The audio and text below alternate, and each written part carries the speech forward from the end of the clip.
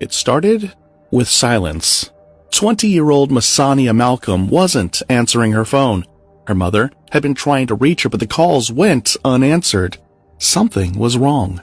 2 days later, the body of Masania Malcolm was found in her car, with her baby girl in her lap. They had been dead for 2 days.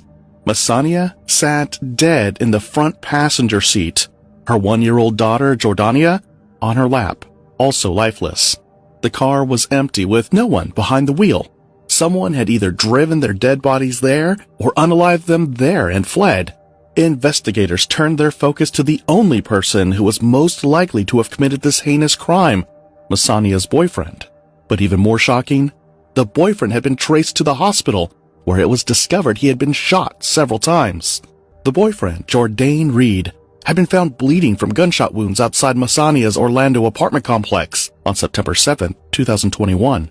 He was barely able to speak and was clearly in pain, unable to provide clear details. He was taken to the ICU, leaving investigators with almost no information on the case.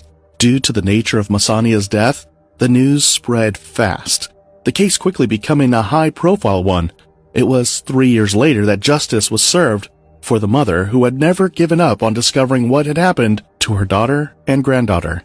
And who was responsible for their deaths? This is the story of Masania Malcolm. Before we begin, we would love to extend our deep condolences to the family and friends of Masania Malcolm, and most especially her mother, who had to discover her daughter's demise in the most painful way ever. Masania Malcolm was born to LaToya Reed in 2001 in Montego Bay, Jamaica. While it's not detailed who her father was, she grew up in a family that emphasized strong values and community support. LaToya was a well-known figure in Montego Bay. She sought better opportunities for her family, so she moved to the United States, and shortly after, she brought Masania to join her. The exact timeline of their move is not publicly known, but it is clear that they reconnected in the States, ultimately settling in Florida. Like many large cities, experiences a range of crime.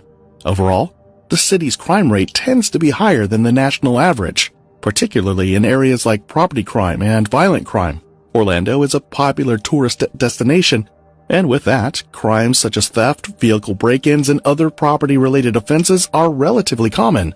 Violent crime, including assault, robbery, and homicide, also occur but tend to be concentrated in certain neighborhoods. However, compared to some other major U.S. cities,